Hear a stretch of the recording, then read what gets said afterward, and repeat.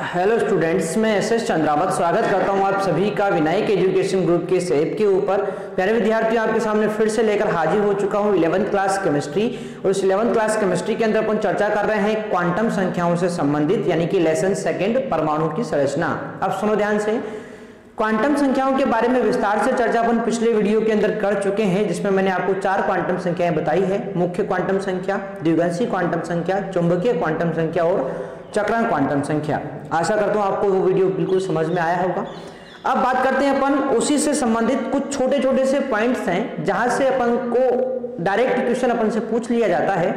तो कुछ 1-2 फॉर्मूले हैं जिनको आप लोगों को याद रखना है। जैसे ध्यान से आप लोग देखिए, मैं नोट लगाकर इन चीजों को लिख देता हूं। यहां पर पहला नोट मैंने लगाया है कि किसी भी कोष में अधिकतम इलेक्ट्रॉन की संख्या 2n² होती है। ध्यान रखें, किसी भी कोष में इलेक्ट्रॉन की संख्या पूछी जाए कि सर उसमें अधिकतम इलेक्ट्रॉन की संख्या कितनी होगी, तो ध्यान रखेंगे 2n² के बराबर होगी किसी भी कोष में अधिकतम इलेक्ट्रॉन। ठीक है, अब यहां पर n क्या है सर, तो n यहां पर मुख्य क्वांटम संख्या। अब तो आप लोग समझ गए होंगे मुख्य क्वांटम संख्या।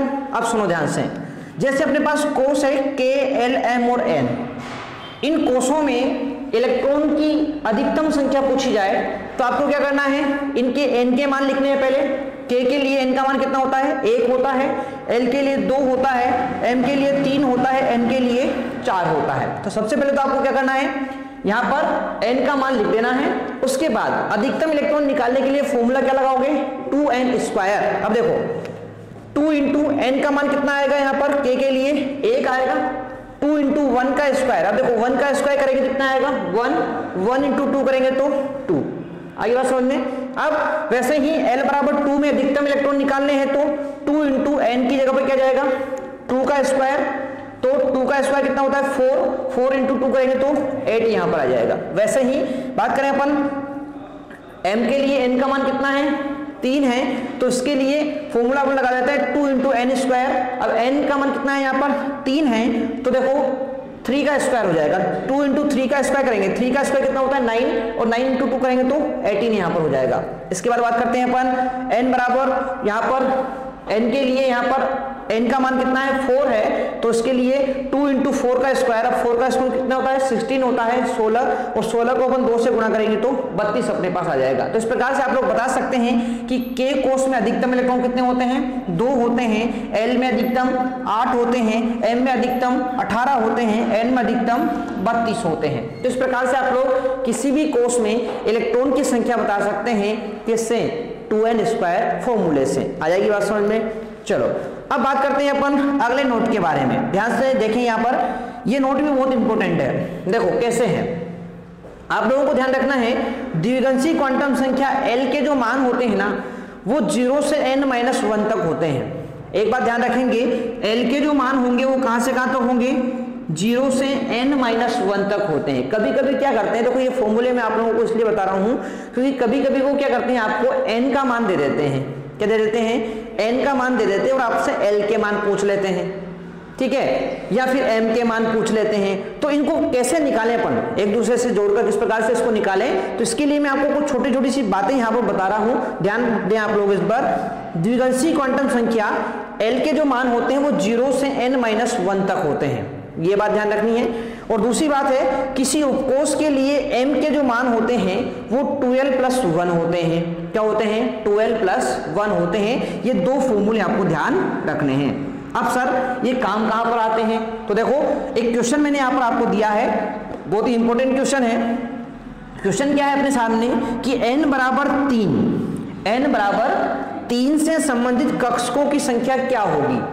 क्वेश्चन अपन को ये दे दिया। अब सुनो, आपको यहां पर n यानी द्विगंशी मुख्य क्वांटम संख्या का मान दिया हुआ है। आपको यहां पर n यानी मुख्य क्वांटम संख्या का मान आपको दिया हुआ है, और आपसे पूछा है क्या, कक्षकों की संख्या पूछी है। अब आपको पता है कि कक्षकों के बारे में कौन बताता है, कक्षकों के बारे में बताता कौन है, मुख्य अपनी चुंबकीय क्वांटम संख्या। मैंने आपको बताया था, सीक्वेंस में ध्यान रखना है। मुख्य क्वांटम संख्या कोष के बारे में बताती है, द्विगंशी क्वांटम संख्या उपकोष के बारे में बताती है, चुंबकीय क्वांटम संख्या कक्षक के बारे में बताती है। तो भाई मैं बोल रहा हूं यहां पर कि n बराबर 3 यानी मुख्य क्वांटम संख्या का मान आपको दे रखा है और पूछा आपसे कक्षकों की संख्या है, यानी कि चुंबकीय क्वांटम संख्या से क्वेश्चन आपसे पूछ लिया। अब सुनो कैसे निकालेंगे, तो सुनो ध्यान से। आप लोग जानते हैं n बराबर 3 के लिए मेरे को l का मान चाहिए। सबसे पहले मैं क्या निकालूंगा इसके लिए, n बराबर 3 के लिए l का मान। अब देखो l का मान फॉर्मूला बताया था कहां से कहां तक होता है, 0 से n-1 तक होता है। अब सुनो ध्यान से, l बराबर 3 के लिए l का मान निकालना है तो 0 से n-1। अब सुनो n-1 करेंगे तो कितना आएगा भाई, n का मान 3 है, अब 0 तो होगा ही सही और लास्ट में कौन आएगा n-1। अब n-1 करेंगे तो कितना आएगा, 3 में से 1 गया तो कितना आएगा 2, यानी कि 0 से 2 तक होगा। अब 0 से 2 के बीच में कौन आता है, 1 आता है। तो कितने मान हो सकते हैं इसके लिए, 3 मान हो जाएंगे। n बराबर 3 के लिए l के मान 0 भी होगा, 1 भी होगा, 2 भी होगा। ये कहां से निकाला अपन ने, ये यहां से निकाला कि n बराबर कुछ मान आपको दिया हुआ है तो फिर आप लोग l का मान ज्ञात कर सकते हैं और l का मान जो होगा वो L का मान जो होता है वो अपन 0 से n-1 तक निकालते हैं, यानी n का मान 3 दिया हुआ है तो 0 से 1 2 यानी कि टोटल 3 मान यहां पर हो जाएंगे। अब सुनो L का मान अपन ने निकाल लिया, अपन को चाहिए क्या थी, कक्षकों की संख्या। क्या चाहिए थी, कक्षकों की संख्या चाहिए थी। अब कक्षकों की संख्या मतलब क्या होता है, चुंबकीय क्वांटम संख्या। कक्षकों की संख्या मतलब क्या है, चुंबकीय क्वांटम संख्या के मान चाहिए। अब सुनो ध्यान से, अभी मैंने आपको बताया कि किसी कोष के लिए m का मान 12+1 होता है, यानी l का मान आपको पता है तो m का मान निकाल सकते हैं अपन। कैसे निकालेंगे देखो, m का मान निकालना है। अब सुनो, अपने पास l का मान 0 भी है, 1 भी है, 2 भी है, तीनों को लगाएंगे। देखो 2 इंटू l की जगह पर क्या आएगा 0+1, 0 के लिए m का मान ये हो गया, 1 के लिए m का मान 2 इंटू 1 +1 हो जाएगा, 2 के लिए n का मान कितना हो जाएगा 2 इंटू 2 +1 हो जाएगा। अब सुनो ध्यान से, 2 इंटू 0 करेंगे तो 0, 0 + 1 करेंगे तो 1 आ जाएगा, 2 इंटू 1 करेंगे तो 2, 2 + 1 आ जाएगा तो 3 हो जाएगा, 2 इंटू 2 4 + 1 5 हो जाएगा, टोटल करेंगे तो 9 कक्षक। तो देखो अपन इन दोनों फॉर्मूलों की सहायता से आराम से n बराबर 3 के लिए कक्षकों की संख्या ज्ञात कर पाए हैं। ठीक है, तो इस तरह के क्वेश्चन आप लोगों से यहाँ पर पूछ लिए जाते हैं तो आप लोग इनको यहाँ पर ध्यान रखेंगे। ठीक है ना, तो आ जाएगी बात समझ में। चलो तो बढ़ते हैं अपन आगे की तरफ और आगे अपन चर्चा करते हैं यहाँ पर कुछ और 1-2 क्वेश्चन के बारे में और अपन चर्चा कर लेते हैं ताकि आपको ये जो चीजें हैं क्वांटम संख्या जो है ये पूरी तरह से क्लियर हो जाए। ठीक है ना, चलो तो साथ के साथ आप लोग नोट जरूर करते रहेंगे और कहीं पर कोई प्रॉब्लम आती है तो कमेंट बॉक्स में कमेंट करके मुझे जरूर बता देंगे। ठीक है, चलो तो बढ़ते हैं आगे की तरफ और एक बहुत ही इंपॉर्टेंट क्वेश्चन जो अपन से एग्जाम में पूछा जाता है और वो क्या है तो ध्यान से देखो। क्वेश्चन है SPDF संकेतन का प्रयोग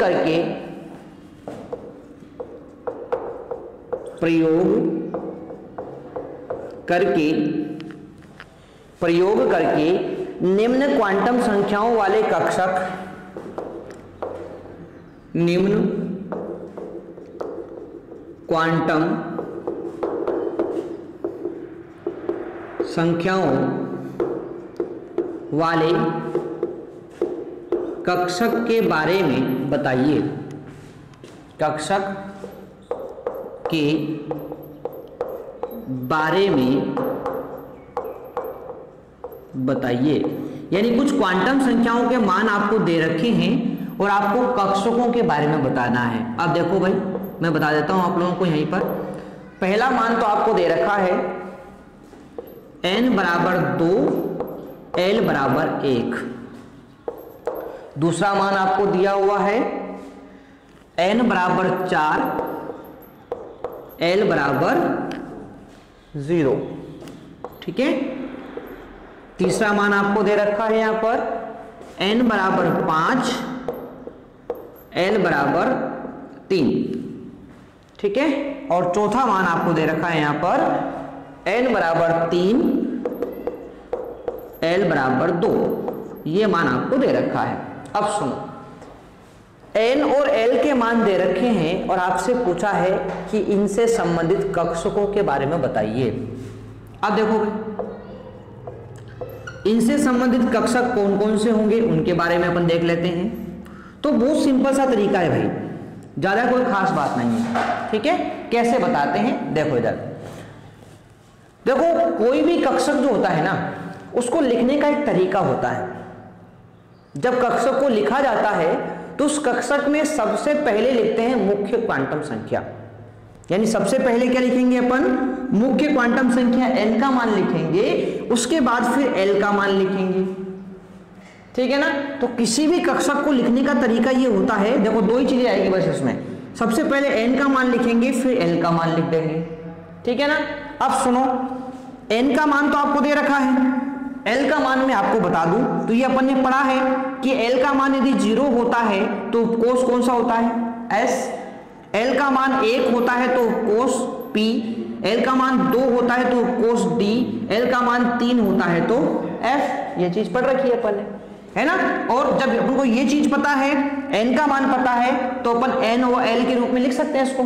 कैसे लिखेंगे, देखो इधर देखो, यहां पर इस वाले के लिए n का मान कितना है, 2, तो सबसे पहले क्या लिख देंगे, n का मान लिख देंगे 2, लिख दिया।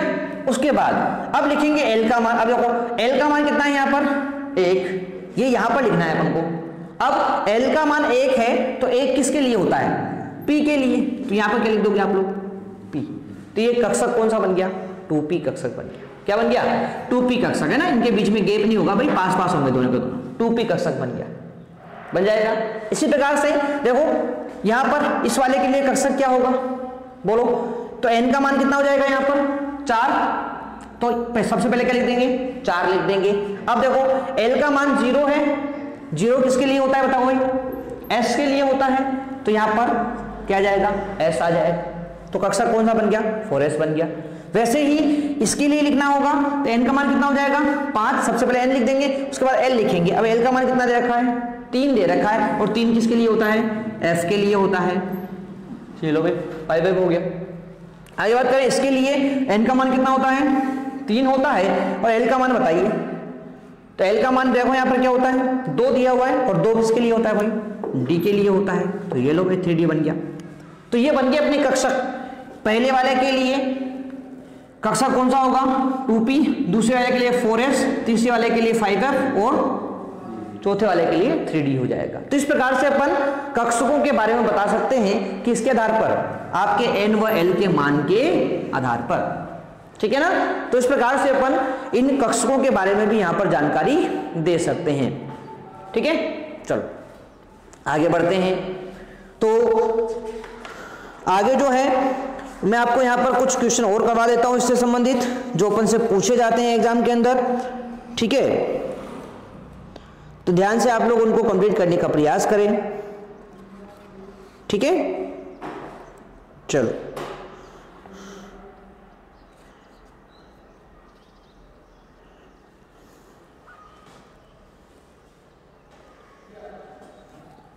चलो यहीं पर इसी के अंदर मैं कुछ क्वेश्चन और ऐड कर रहा हूं, तो उनको भी आप लोग कंप्लीट करने का प्रयास करें। जैसे कि 5वां मैंने आप लोगों को यहां पर दे दिया है, n बराबर 1, l बराबर 0, बताइए फटाफट इसमें कौन सा कक्षक होगा। 6ठा मैंने आपको यहां पर दे दिया है, n बराबर 3 और l बराबर 1, इसके लिए कौन सा कक्षक होगा ये भी बताइए। इसके बाद n बराबर 4 और l बराबर 2, ये मैंने दे दिया, इसके लिए कक्षक बताइए। और 8वां मैंने आपको दे दिया है, n बराबर 4 और l बराबर 3, इसके लिए कक्षक बताइए भाई। बता सकते हैं तो आसानी से, देखो कैसे। n बराबर 1 का सबसे पहले मान 1 लिखेंगे, उसके बाद l बराबर 0 के लिए कौन सा कक्षक होता है, s होता है, तो कौन आ जाएगा यहाँ पर, 1s आ जाएगा। वैसे ही n बराबर 3 के लिए सबसे पहले n का मान रखेंगे 3, और L का मान 1 किसके लिए होता है, P के लिए होता है, तो 3P आ जाएगा। इसके बाद यहाँ पर n का मान सबसे पहले 4 लिख देंगे। L बराबर 2 किसके लिए होता है भाई, D के लिए होता है, तो 4D आ जाएगा। n बराबर 4 अपन यहाँ पर लिख देंगे। L का मान 3 किसके लिए होता है, F के लिए होता है, तो 4F आ जाएगा। ठीक है ना, तो इस प्रकार से बता सकते हैं अपन, इस प्रकार के क्वेश्चन आ जाएगी भाई। चलो, तो ये था अपना द्विगंशी क्वांटम संख्या से संबंधित क्वेश्चन जो अपन को यहाँ पर आने चाहिए। ठीक है, चलो अब बढ़ते हैं अपन आगे की तरफ।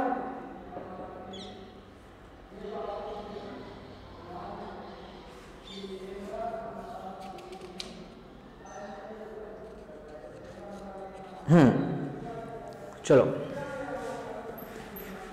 एक क्वेश्चन मैं आपको और करा देता हूं, यहां पर इसी से संबंधित है।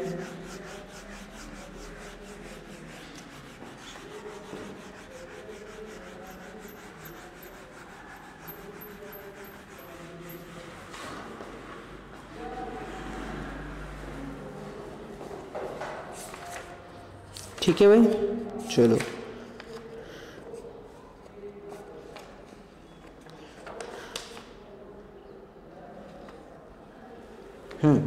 क्वेश्चन है n बराबर 4 से संबंधित कितने उपकोष हैं। n बराबर 4 से संबंधित कितने उपकोष हैं, तो बताइए भाई कितने उपकोष हैं। अब सुनो ध्यान से कैसे सोल्व करते हैं ऐसे क्वेश्चन को। पूछा क्या है, उपकोष।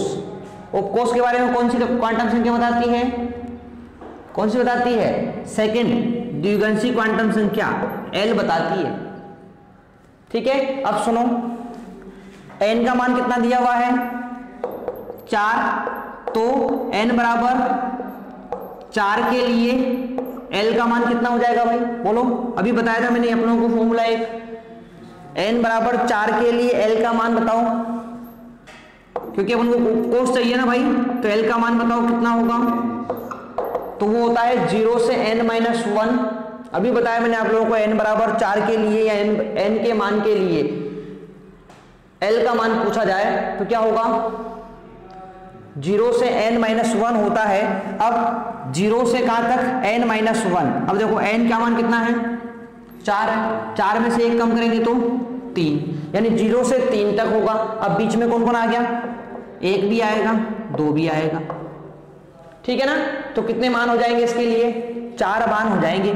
ठीक है भाई, अपन से पूछा था उपकोष के बारे में। अब बताओ आप लोग मुझे कि 0 से संबंधित कौन सा उपकोष होता है, S, 1 से संबंधित P, 2 से संबंधित D और 3 से संबंधित F। तो ये तो क्वेश्चन पूछा था अपन से कि n बराबर 4 से संबंधित कितने उपकोष होते हैं। तो ध्यान रखेंगे, उपकोष की बात आते ही आपको द्विगंशी क्वांटम संख्या का मान निकालना पड़ेगा। और मैंने आपको बता दिया अभी कि n बराबर 4 के लिए L का मान 0 से n-1 यानी कि 3 तक हो सकता है, यानी कि 0, 1, 2, 3 हो सकता है। और उपकोष कौन से होंगे उसमें, S, P, D और F होंगे, बता सकते हैं भाई। चलो, तो इस तरह के क्वेश्चन आप लोगों से यहाँ पर पूछे जाते हैं जो अपन को यहाँ पर याद होने चाहिए। ठीक है, तो अच्छे से आप लोग इसके बुक क्वेश्चन जो है, बुक के अंदर भी बहुत सारे क्वेश्चन दिए हुए हैं, तो उन सभी को सोल्व करने का प्रयास करें।